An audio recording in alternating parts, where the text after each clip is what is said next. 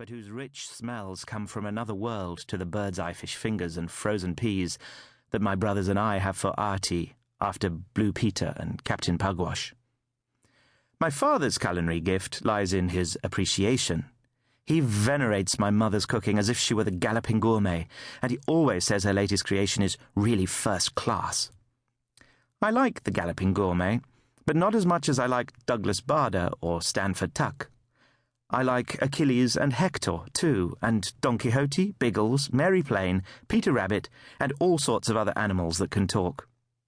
And the more I read, the more clear I become about what I really want to be. I want to be a hero. But I don't tell anyone about it this time. Wanting to be a hero feels like a guilty secret, when you're short and plump and not much good at anything except reading and screaming. So I keep it to myself, and count the days to my 21st birthday, hoping that Great Aunt Beryl made a mistake. But I'll admit it now. I've wanted to be a hero ever since. Deep down, perhaps all men do.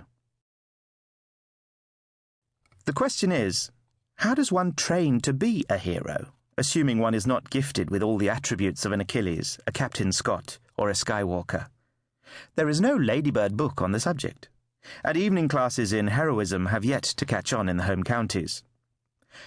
I am not talking about the kind of shining hero who rushes in to save children from burning buildings, or flailing women from floods.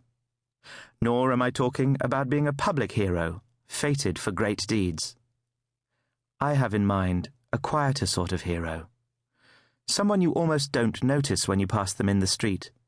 The kind of person who, through the way he or she lives their life, bravely and simply and openly, can somehow be a force for good. Chapter 2. The End of the Beginning. My Surrey childhood was as safe and soft as a padded cell in an open prison. The only limitations were the natural restrictions of the Surrey mindset, where doing something wild meant buying a BMW instead of a Cortina. Ambition was a well-paid job in the city, and art was the bloke who sang the high bits in Bridge Over Troubled Water. No childhood rebellion, no fashionable expulsion for me. I had had my tantrums. I was the swotty goody-goody who begged to be allowed to stay at school for extra lessons on a Saturday afternoon and played Chopin and Schubert instead of football and cricket. I could bash away at our tiny upright piano for hours on end, trying to play pieces that were far too hard for me. My school nicknames were Brain and Ritz Crackers. I was as rugged as a banana. When I was 9, my parents went to live abroad in Bogota. I was frightened of abroad. Abroad meant dusty roads and sunburn. It meant women with moustaches and men with too much aftershave. Abroad, people tried to touch our hair because it was blonde. Abroad, people wanted to kidnap our dad because he was the boss. I was afraid of alone, too. Alone meant that my parents had left without me. Alone was screaming in a foreign bathroom, while maids with moustaches muttered outside the door about what to do in a language I didn't understand. Alone meant having no one to distract me from the alarming prospect of being myself. Boarding school was better than abroad. Better than Surrey, too. At Windlesham, it felt as if someone had flung open the windows of a stuffy room, allowing fresh air and the sounds and smells of nature to flood in. There were no uniforms, enough Latin, few rules, and no bullying. There were girls, too, and you were encouraged to talk to them.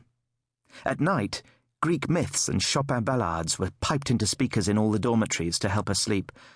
I thought I had been sent to heaven. One day, our geography teacher took us to visit a real farm, and we drank warm, foaming milk straight from a cow.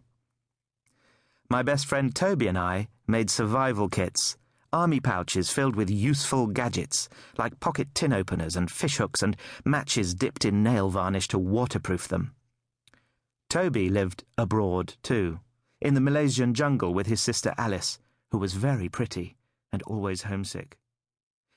Toby was forever getting into trouble.